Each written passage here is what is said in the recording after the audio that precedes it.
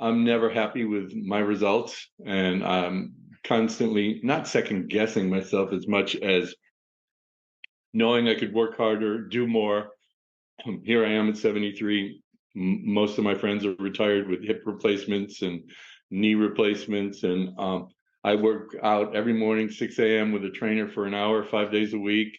I do meditation, yoga, positive affirmations, expressions of gratitude. And by the end of my 12-hour day, 6 days a week, I think I could have done more. So maybe analyzing and overthinking through those type of things can put you in a position where you beat yourself up a lot more than you probably should. Hey.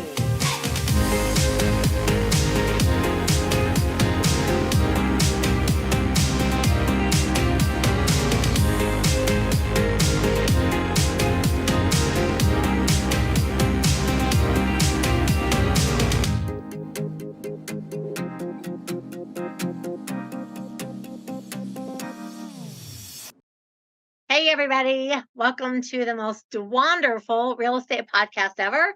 My name is Dwan Bent Twyford. I'm America's most sought after real estate investor, and I'm your host today of the most wonderful real estate podcast ever. Our topic is real estate investing and all the things that go with that to make you the person that you are today. So I love it when I get a chance to interview somebody who's not specific to real estate, but about the journey of getting where we want to be. And if money is your sole focus and just getting to the top as quick as you can, you're going to find out you're going to end up being a pretty unhappy person. So our motto at Dwanderful is people before profits. So if that resonates with you, you're at the right place, the right time. I'm your girl. This is your Wicked Smart Guy today. I also want to encourage you to go to Dwanderful.com, Dwanderful.com.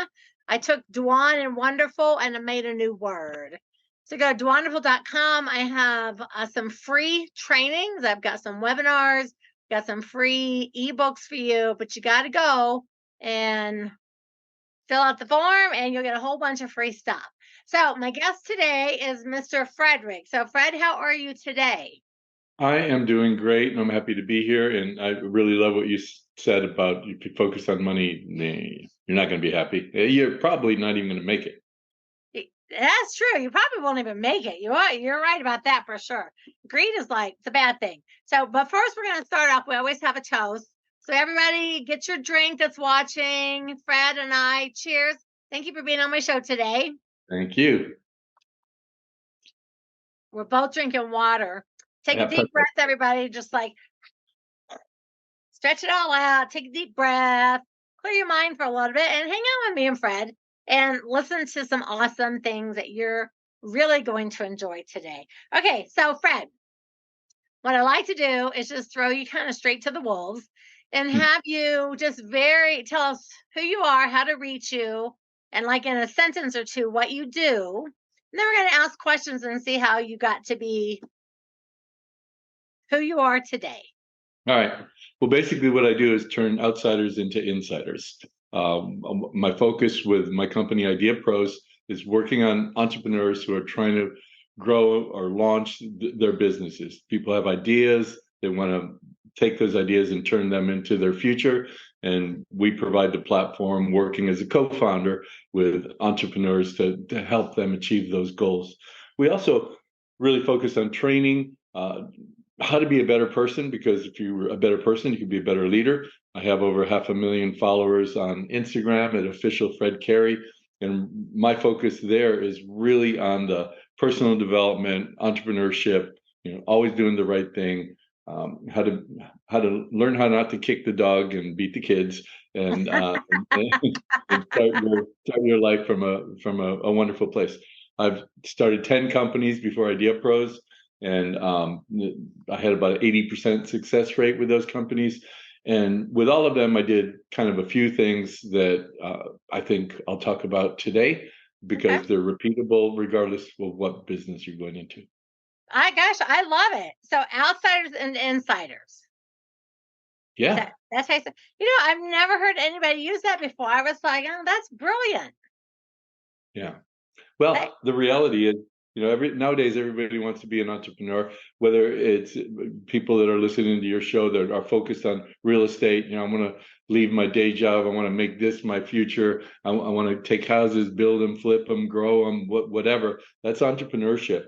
But the reality is, and everybody wants to be an entrepreneur, right? When I was a kid, it was doctors, lawyers, the business owners, the movie stars, the athletes. That's who you thought about when you thought about the wealthy people. And now you think about entrepreneurs, and it looks easy because of social media. But the reality is 94% of the multimillionaires and billionaires who consider themselves entrepreneurs went to great colleges. 60% of them have advanced degrees, and all the money flows there. Venture capital, private equity, even angel groups focus on that single-digit percent, and the other 95% of entrepreneurs are the outsiders. It's the only market I've ever seen where the great majority of us are outsiders, and the little portion plays that inside game. I would be an outsider. Yeah. So I'm arming outsiders with the same tool set that you need as an insider, because they're no smarter than anybody else. They just have a tool set that we don't have as outsiders. And I'm going to give you that tool set. I love that. I have to tell you, I think that's like the most interesting topic I've heard in a while, because you're right. Many of us that are entrepreneurs did it out of either not wanting to like work for the man, or out of being out of a desperate situation where, you kind of have to put on your big girl pants or your big boy pants and make something happen. And, and the people that have the money and the college, all the stuff, it's so, and I can't say it's easy for them. Everyone has their struggles, but it's a lot easier than someone like me. Like I broke single mom, was fired from Denny's. So if you can't come from the bottom, like that's the bottom of the rung, fired from Denny's on third shift, no less. Yeah, well, I got to tell you, I'm kind of proud of you for being fired from Denny's, because I wouldn't want to work anyway. Well, it's funny because I worked on third shift, which is 10 at night till 6 in the morning. And that's when all the people that had been to the bars come in. So it was actually a really fun shift, because everyone's coming in and they've been drinking and they tip really good. And then about 5 a.m., you got all those people that just get a cup of coffee at the counter and like leave you a quarter or a dime. That's like the shift in the people. But yeah, it was oh God, I got fired in the middle of the night. It's like, who gets fired from Denny's in the middle of the night? They didn't even let me finish my shift. I may never repeat that story if I was you. Oh God. No, it's the best story, because you know what? I remember looking back and thinking, I just got fired from Denny's. Like literally, what's the next step in my path? It's got to be. I have no place to go but up. Yeah, exactly. So let's do it. Like, let's just do it. The worst I can do is like get a job at the Waffle House or something, right? Yeah, that's right. Okay, so I really love. I love your outsiders and the insiders. So give us I don't know, like what would be like a top, not even necessarily your top one, but like a top tip for anybody that's wanting to become an entrepreneur that really, like, I didn't know where to start. I literally have muddled my way through everything. But people have someone like you that can teach them how to avoid the muddling through and the learning process. What would be a good first place for someone to start? Entrepreneurship in one sense is an art form, right? Because we're all doing different things, many times things that haven't been done before. But in another sense, it's a science. If you don't understand the science, the progression you have to go through from your original idea to a finished product, company, business, you're never going to make it. And so the very first step with entrepreneurship, again, if it's in real estate or any other subject, is to know the subject matter, know the playing field, know where you're going to go to. If you're going to get into the space and you're in Memphis and you want to go buy cheap houses and fix them up and flip them or occupy them with tenants, you better really understand that marketplace and what the patterns are and what the past experiences are and how many potential tenants can you get? Are they able to pay for what you're going to be rebuilding? It all begins with data. And we as entrepreneurs, we want to take this big leap, and we think that we have to take that leap naked, when you can be fully armed and go out there and have a much better chance of succeeding because you understand how to play that game. You understand the specifics, the topography of the place you're going to. Therefore, you have a much better chance of not only surviving but winning. And so, how would a person that, like someone like me, fired from Denny's, have no money, a single mom, how does a person get that data? Well, fired from Denny's, single mom or single dad with no money, probably you find another job next to Denny's. But if you're going up a little higher up the totem pole than that, there's so much free data on the internet nowadays, and now with AI involved, you could go type on OpenAI. You could type on, hey, I want to start building and flipping low-income homes in Memphis, focusing on this one area. What are the top 10 things I need to do? Within 30 seconds, your answer is going to come out. Now you can look at your answer and you can get a little bit more specific. No, I want to focus on homes between $30,000 and $80,000, and I want to be able to put $50,000 into it. Now what? And so there's so much data available to us on our fingertips, but we don't use it. So yeah, I agree. I just started using Chat GPT probably in the last like 60 days. So I typed in like write an article about Dwan Benton Twyford, and I had it like, and it wrote this article about me. And there was 2 awards that I received that I didn't even know I received. So I Googled that to make sure that was real. I was like, wow, that was amazing. So now I do that all the time. Anything I want to learn about, I just type it in. Don't forget to say, include my experience at Denny's. I know I should do that. It's fun. That is so true. But it is. See, I am a big fan of. I mean, I love the internet, but I hate the internet because people get on there and they say all the mean things, and you have a bunch of followers. People write all kinds of hate and stupid stuff. It's like, seriously, would you really talk to someone like that face to face? But the other side of the coin is you can watch so many videos and so many webinars, and you can go on YouTube and you can really research things, and you can have books at your fingertips and so much information. So I tell people now, it's like with the amount of information that's available, there's no topic that you can't learn about just from the internet. Then it's up to you to decipher which part of it's going to be useful or not to what you want to do. Yeah, that's the very beginning. And again, listen, it's all about research. People look at that in a vague sense, but imagine that I was going to hire you as the coach of my new professional sports team. And you ask me, hey, so what sport is it? And I say, I don't know. And you say, well, who are the opponents? I don't know. What are their strengths? What are their weaknesses? No clue. What are the rules? I don't think I have the rules. There's going to be an audience, right? How do I turn them into my fans that are going to cheer for me? How do I win this game? I don't know. You would not do that. It sounds so absurd to do that with sports, but that's what we do in business. And so when you and I talk about, right, when you talk about getting the research, getting all the facts, understand the playing field, think of it as sports. And if you're prepared to go out and win that football game or basketball game or soccer, whatever it is, you need to be at that same level of preparedness to win a business.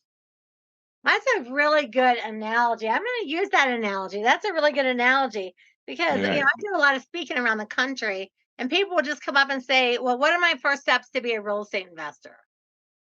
That is like the vague, like you just said, it's so vague. It's like, well, do you want to do commercial, land, single family? I'm like, what do you want? I don't know. I just want to be an investor. What do I need to do? It's like, I think you should define what you mean by investor. I'm sorry, like, what do you want to actually do?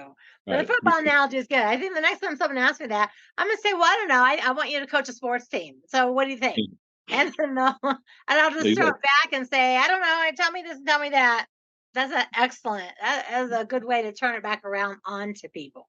Right. And by the way, if you go without that type of data and information and really understanding what you're doing, you're not an investor, you're a gambler. Oh, that's true too. That was really good. Well, you are just like so full of insights. Yeah, I'm going to start charging you for this crap. I know. I really feel like I need to be paying for this information that you're giving me here today. So let's back up for a minute. So when you were like 13, 14, 15, where were you living? And like, what was that guy? What was that Fred doing? 13, 14, 15, I was living in France.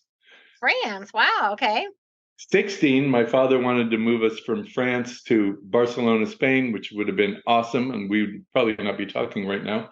But he got homesick for the U.S. and we ended up in Cherry Hill, New Jersey, where I showed up with my polka dot shirts and bell-bottom pants and little beetle haircut, and proceeded to get my ass kicked every day by all the guys in the black leather jackets and greased back hair. So Oh my God. Oh, I stepped into the 50s and the late 60s. So what I was doing, I was a musician. I was playing music. I writing songs. Very creative, even though most of my songs probably sucked. Very creative then, and I think that creativity is what put me into doomed the life of forever entrepreneurship. I love that. How old are you now? I am 73. You are not. That's Shut what I say up. every time I look at my driver's license. I actually, when my younger daughter was 19, she got a fake driver's license, and I asked her where she got it from so I could get one. So you would have been a teenager in like the late 60s then. Exactly. Like, Yeah. yeah, so I could see coming from Europe being and then coming to America, people were probably like, who is this weird guy? Yeah. Rough planet. Oh, that's a big change from France to New Jersey. Yes. Yes. Probably the 4 worst years, well, other than one marriage, years of my life. Yeah. No, I grew up like in the middle of the country out nowhere. I thought high school was amazing. It's after high school. Yeah. It's like, dang, you gotta work. I mean, that's the stuff that mom and dad give you, you gotta work for all that kind of stuff. Yeah, that's So right. what kind of so you were doing music and then did you proceed on to get degrees, go to college? Um, you know, I actually did everything S backward in my life. Because of the music thing, when I graduated high school, I did about 6 months of community college, knowing our band was going to be amazing. It was called Ox, the most perfect name to throw on a drum, on a bass drum. OX, so powerful, three-piece band. We were musicians. Our average song was 20 minutes long. It was just completely pathetic to try to make any money out of, but all the musicians loved us. And I thought that was going to be my Yep. stepping stone to a better future. So I did about 6 months of community college, and that's it. And I proceeded to start a couple of companies after that. And it was only after I grew and sold 2 different companies that I actually went back to college. And that story would take a whole show. But yeah, I have a law degree. I have an international MBA, and I got them well after I already had done several different successful exits in companies. You're an amazing guy. So you do the music, then you start a couple companies. What was the first one that you started? One, we had a taco company that we were in South Florida, and I started out as the manager there, and we grew it from one store to 70 stores in 3 years, and were acquired by Taco Bell. And then I went back to the music business, and I started a company called Concerts America, and we produced some very large bands around the eastern half of the United States. Did that for a couple of years, and then I met these 2 lawyers that basically said, hey, if you go to law school, we'll make you a partner today. We'll start giving you a third of everything even before you go to law school. That's how I became a lawyer, accidentally, opportunistically. And then I figured out you can't get into law school with 6 months of community college. And so I I figured out what I needed to do, and I ended up, it's called CLEP. It's a program where you can go and you can study for not even study, you take exams for different college credit courses, and usually you do it for 1 or 2 courses to get your credits in line to be able to graduate. I did it for 2.5 years worth of school in 3 weeks. So I got my college degree in 3 weeks, and then I got into law school and became a law partner, and hated it. I was really good at it, but hated it for 10 years, and then went back into entrepreneurship. Nice. So I'm going to go out on a limb here and say, based on the fact you got your whole college in 3 years, you must have Three a very weeks. high yeah, 3 weeks. I'm sorry, I meant 3 weeks. You have an IQ that's very, very high. Well, that's what my mom used to say. My dad used to always say that I'd never amount to anything. So it depends on which one you're talking to. No, it's the one that says you have a great IQ. You have a great mind. So based on that, I think sometimes for people that are, I don't know the exact word, just they have the higher intelligence, like you clearly do. Sometimes business may come, I don't know, does business come easier or does that make it more difficult? I'm not sure, but I can tell you this. I'm never happy with my results, and I'm constantly not second guessing myself as much as knowing I could work harder, do more. Here I am at 73. Most of my friends are retired with hip replacements and knee replacements, and I work out every morning, 6 a.m. with a trainer for an hour, 5 days a week. I do meditation, yoga, positive affirmations, expressions of gratitude.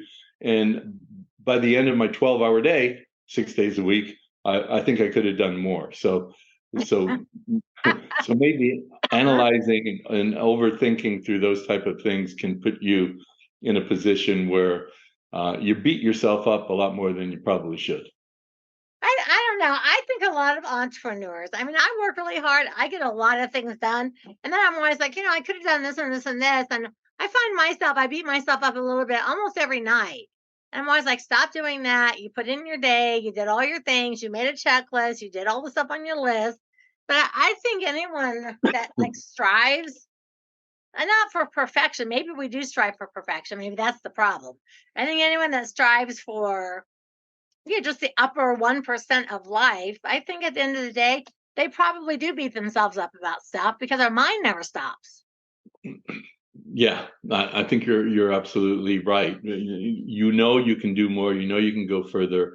In fact, maybe we should get together and do a set of courses for people to slow the hell down, because you can burn yourself out. Sometimes you should look back at the accomplishments you had for that day and go, wow, that was a lot of stuff I was able to handle. I mean, I've had so far today, I've had about 7 meetings. I've answered over 100 emails, and it's still early here. It's lunchtime, and I got a whole nother day ahead of me. I tell my staff whenever somebody in our group chat basically says Friday afternoon, great, and I said, oh, only 2 more work days until Monday, because that's the way it is. So calm down, everybody. Work hard, but don't kill yourself. Now, where are you at? What time zone? Where are you at right now? Where are you at? No, I'm in Colorado. I am 1 state over, or 2 states over. I'm in California, down Okay, in because you San said Diego. it's noon. I was like, hang on, it's 2:30 here. So you're in California. Okay, yeah, no, I'm in Colorado. It's actually 1:30. You see, this is what happens. I have no clue what time it is.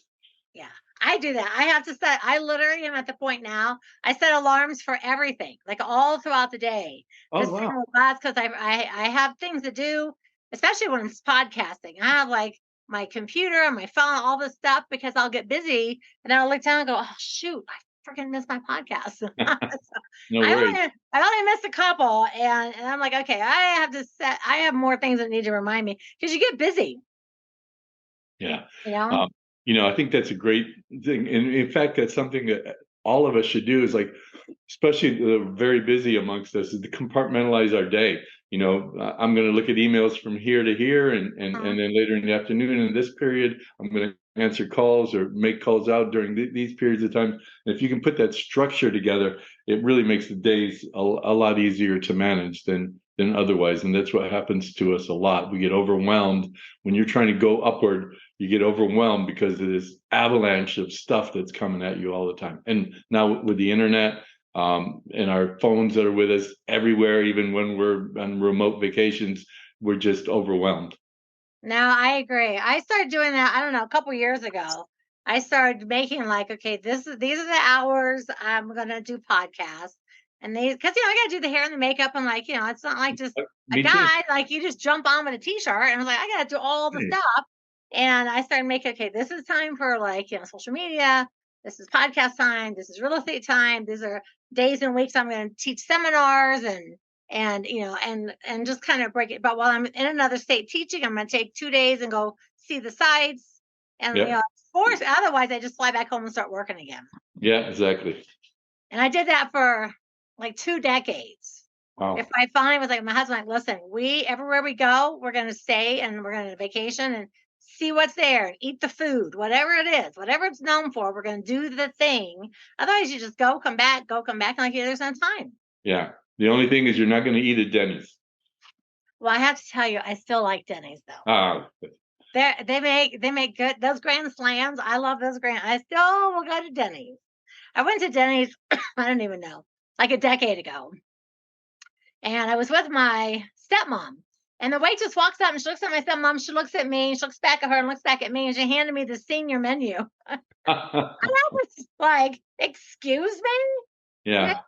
I was so offended. And she's like, I'm sorry. I said, no, it's okay. I'll use it. The food's cheap. I've had AARP chasing me for 25 years now. Oh my gosh. I refuse. I won't even buy a senior ticket at the movie theater. But you know what we should do? We should ask your audience next time to go to Denny's, bring spray paint. And on the outside, right, Dwan was here. Yes. And send us photos. Yes. A little debauchery goes a long way with me. I love it. Spray paint up all the Denny's. And it's funny when you said that you worked at a taco place that you sold into Taco Bell. My actual first paying job was at Taco Bell. Wow. And to this day, I have to tell you, I still love Taco Bell. It's my favorite fast food. I see how the food's made. I know how bad it is for you to eat it. But when I have the occasion, I'm like, I'm getting me a taco with a bunch of extra sour cream on it. So, yeah, I hear you. And when you work there, they'll let you eat all you want free. So it's like, whew, man, I was lucky I was in high school because I would have gained like who knows how much weight if I could eat all that food for free. Yeah. Especially nowadays. Okay, so I love your whole vibe and your whole, you're just so creative. So what are you focusing on now? Right now, I'm focusing on holding this dog because her owner just got home and she's going to be whining like a banshee. But now that I've warned you, I'm going to let her out. Okay. That's okay. What is she? Well, allegedly, she's something called a teddy bear, which means she costs $3,000 instead of picking her up at the pound because they're all little mutts that they put together. But we have that one that's not mine, and we have another one that is wandering around that's not mine either. That belong to my daughters, but they think they're mine. But yeah, that's it. I've got my Pyrenees I have a Pyrenees, Great Pyrenees. As you live in the mountains. And my husband doesn't like her in the house because the dog hair and stuff. But I was like, hey, he's not here. So when he's not here, she's in the house the whole time. So I left her in. I thought, well, I hope she doesn't start barking because she's got loud. Like, you'll know she's she's laying over there. And I'm like, oh, well, Lord, please don't let that dog stop barking. I should have put her outside before I started. So besides the dogs, what are you working on? Like, what would be something that you could give advice on now? What are you working on now? Well, what I'm working on, number one, my company's raising money. It'll be over by the time this podcast goes on, ideaprosinvest.com. That's number one. Number two, I have a big show in Los Angeles, the Los Angeles Convention Center, on September 20th, 21st. There's a show for entrepreneurs there. Actually, 15,000 entrepreneurs are going to be there, and I'm doing the only master classes, 5 a day for 2 days. For that audience. So I'm preparing for all that and getting ready to release my book that I still don't have a title for. That has to be out in the next 4 days. And besides that, I'm just kind of chilling. Oh, you are so busy. Yeah. What's your book about? The book is about, of course, entrepreneurship, how to really understand all the elements of it. How to be able to take your mind from I have an idea to I'm going to create my life, and the journey that's involved in that process, step by step, in a very organized format, so that even you can be an entrepreneur. Do you think there's anybody that cannot be an entrepreneur if they set their mind to it? Yep. I do. Anybody has an idea. Everybody wants to be an entrepreneur. 55% of Americans have started their own businesses. That's a huge percentage. I didn't know it's that high. Yeah, 55%. But at any given moment in time, 17% identify themselves as entrepreneurs. And the reality is there's a lot of death and destruction out there. The number one failure point for new entrepreneurial businesses every year is the founders created something there's no demand for. It's like having that sports team but not knowing what sport you're playing, right? How sad is that? So anybody can be an entrepreneur. Whether or not you can be a successful entrepreneur, it takes a couple of different things that you really need to have. And the one is the knowledge base, and the other is this fortitude to just never quit. Because I can guarantee you this: if anybody's thinking about becoming an entrepreneur, you're going to fail. Yeah, yeah. And then you're going to succeed, and then you're going to fail, and then you're going to succeed a little bit more. And it's not this straight road. It's not this journey that anybody can handle. So everybody can go into it, but the survivors on the other end, that's a small percentage. It is a small. I've been investing for almost 35 years now. So I mean, like literally from waitressing to investing. And the first decade, there was so many times I was like, I don't know what I'm doing. There's no internet back then. This is like in 1990. There's not.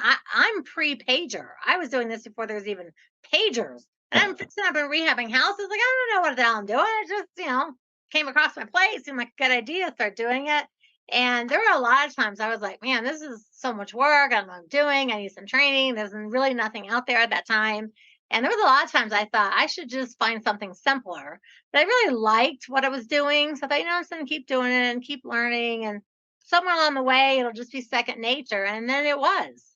Yeah. And by the way, what I recommend to your audience is if they're going to get into any one of these things, land, commercial, residential, flipping, growing, whatever they want to get into, find some way to align it in a way that it matches up with your passion and your purpose. Yeah. And it's really, hey, I'm going to take low-income housing, I'm going to make it better. I'm going to charge fair rent, and I'm going to grow this around to make a better life experience for the people that need it most.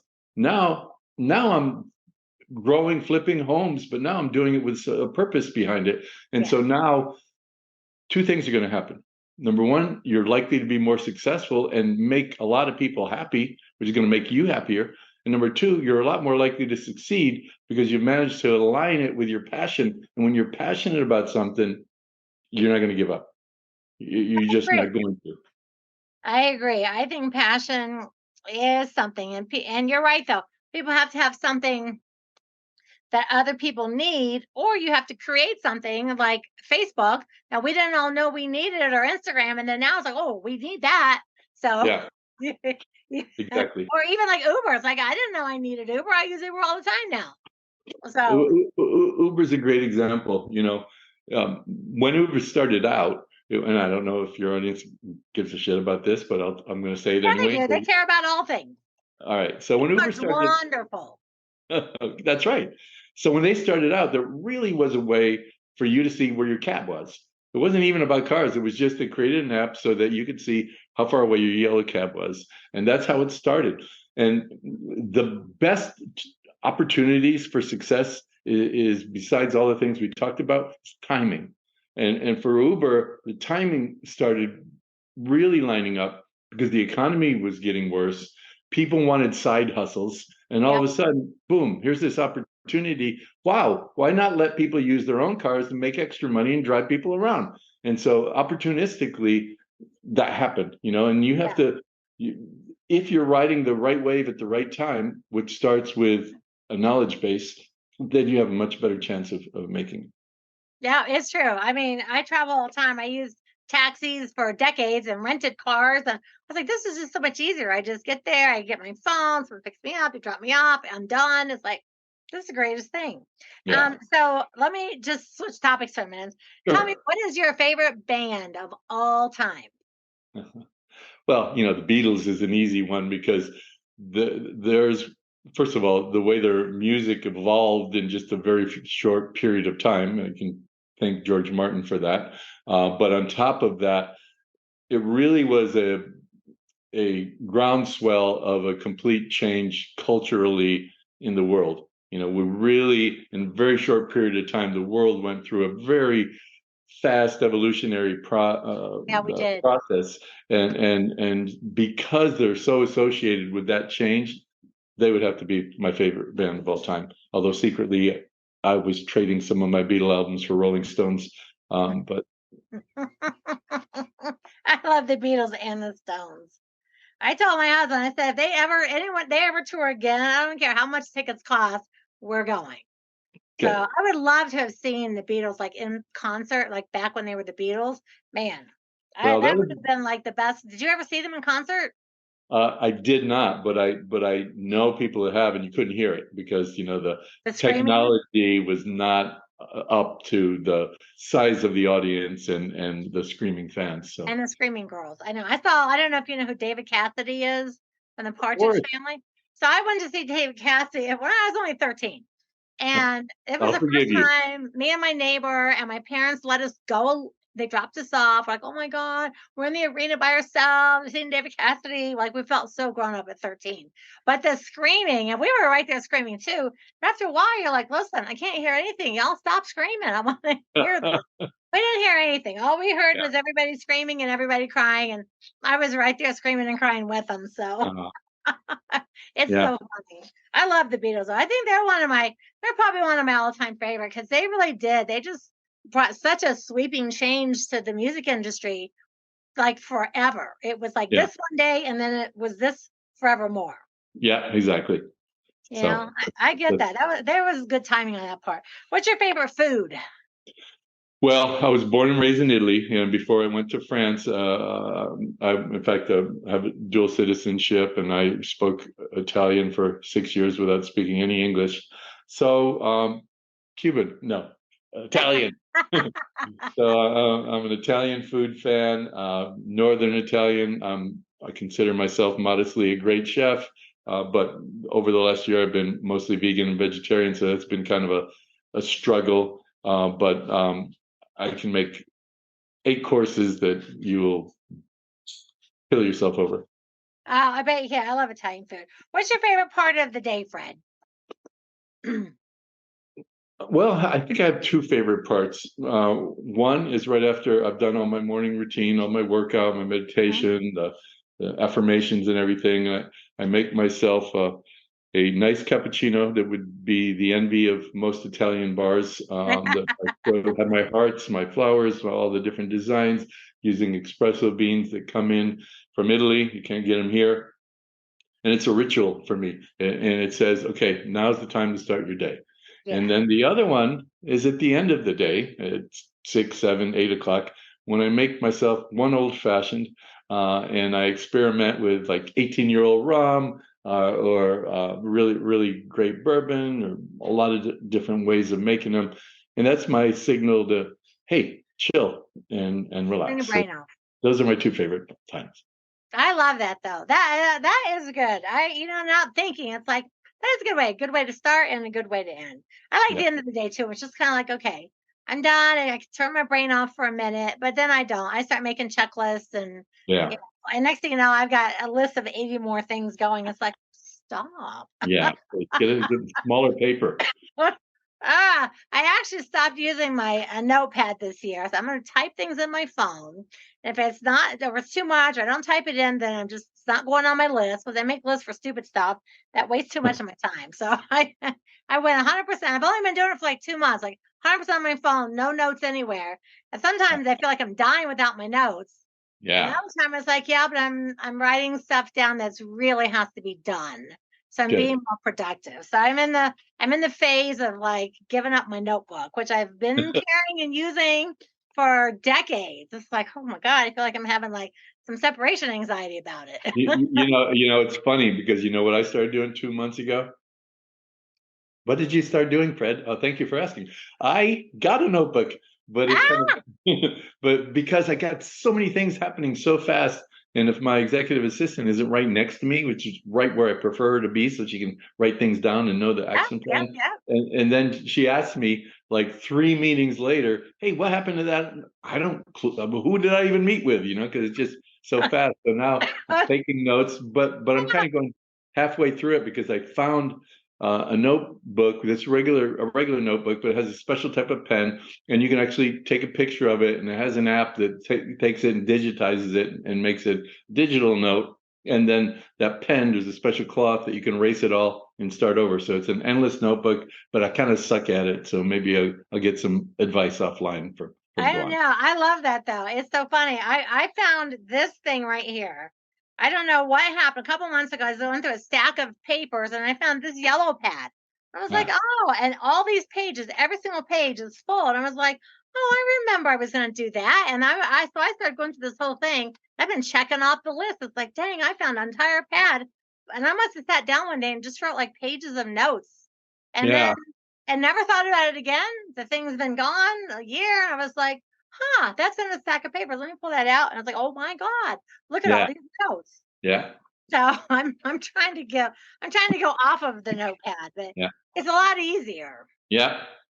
Just Hey, to folks, write, stay it's with so us. much easier.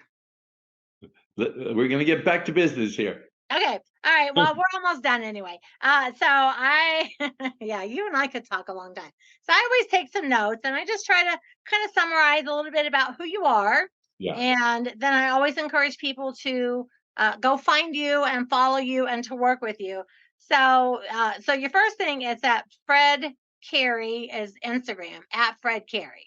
Well, it's at official Fred Carey. I have 537,000 followers on there right now. And regardless of what you're doing in your life, it's about entrepreneurship and it's about personal development. It's about always trying to do the right thing. Yeah. And I think I believe it's helpful. It's authentic. It comes from the heart. It's not rehearsed. I'll get my phone. I'll talk for a minute, put it down, throw some music on it, do a little bit of captions, and we're off with something new every single day. That would be my dream to have 500,000 followers, but then I'd probably be like, well, now I want 1 million. I'm down and I don't know why I cannot get the hang. I love Instagram. I put stuff up every single solitary day. I cannot get my Instagram following to grow. So maybe when I post some videos of you, your people will follow me. Yeah, maybe we'll do a combination. And I did that with somebody. They had 1,000 followers, and I did a post that we collaborated on, and they had like 90,000 likes on that post with 1,000 Hey, followers. you. I feel honored to be in your presence. All right, so you have the thing called Outsiders to Insiders, which I love, which is taking the people that have the idea of wanting to be entrepreneurs and teaching them how to do what the insiders do, which people on the outside don't normally have the money or the privilege to do what the insiders do. So I love that. You lived in France and moved back to the USA around 16, New Jersey. Your some ideas is to know your subject matter, learn the data, interpret things, and by not learning how to be an entrepreneur, you're gambling. I really thought that was good. And I think all of it's good. And you got your law degree or your college degree in 3 weeks, which is astounding. So kudos for that. And law school and MBA, but you really like being an entrepreneur the most. You love the Beatles. You would listen to Rolling Stones, Italian food, your cappuccino in the morning after you finish your morning workout. You have this is my official start, end of the day. Here's my old fashioned, and I'm just going to chill out and enjoy the rest of my night. Yeah, that's how it's like a little bit of you, like this much inside that fabulous mind of yours. Well, that's well. Thank you for that last comment. But yeah, that's how my life works. And you know what? I think there's a lot of value. I've kind of shifted what Idea Pros does because I've had in 2 years we had over 100,000 applications and we're only able to help 400 people. So now I've started with free. So if people go on to ideapros.com and the very first thing you're going to see is free membership. And with that free membership, once a week, all sorts of important stuff, regardless of what you want to do with your life. There's highlights from the Instagram post. There's highlights from my Friday show on Facebook. And there are tips and tricks and things that you can go get to be a better entrepreneur, whatever that journey is. Again, and where's that at? Ideapros.com. And when you pull it up, the very first thing you'll see is join for free. Ideapros.com. No, I love that. I think everybody go to ideaspro.com. I'm going to go on there and All sign right. in too, because I want to hear all the magnificent things that you have going on again as well. Okay, so the last thing is I want you to give us a parting word of wisdom, but actually just a word, like one single parting word of wisdom. Perseverance. Oh, good word. So tell me then, because this is everybody's word for the week, what does perseverance mean to you? It's the difference between success and failure. That one word's the whole difference of what your future is going to be like. Because whether you're talking about your marriage, or whether you're talking about your business, whether you're talking about raising your kids, whether you're talking about maintaining friendships, the only way we can ever get forward is by persevering. But because we're going to have failures, we're going to have stress points. There are going to be times where your wife or your husband is the last person in the world you want to talk to, and your business you're ready to give up on, and you failed too many times for it. And it's only having that perseverance to be able to stand up, very entrepreneurially, by the way, to be able to stand up and say, you know what? I'm going to work harder at this. I got this. This is valuable to me. This is something worth doing, and I'm going to keep up with it. It's the entire difference between whether you make it or you don't. I love it. All right, everybody, we love this. So perseverance. So that is your word of the week. And you heard how Frank says it. It's the difference between success and failure. And So Fred, we're going to keep that at the forefront of our mind, perseverance this week. And we're going to apply it to all the things that we come across between now and the next podcast. We're going to apply perseverance Fred's way. Nice. Thank you. I love it. That's great. I love the word. I never tell anyone ahead of time. I'm going to ask for a specific word. Someone I'm thinking about it while we're talking. And what comes off people's head is always the thing that's the most important. And so perseverance is a really good word for the week. And your description is just really great. Success or failure, like boom. That's it. Yeah. That's it. That's it. All right, everyone. Thank you so much for listening to the most wonderful real estate podcast ever. Again, I'm Dwanderful Twyford. I want you to do me a favor. If you had fun today, you learned anything, you laughed with us, you just found, you had a nice time with us today, I want you to subscribe to my podcast.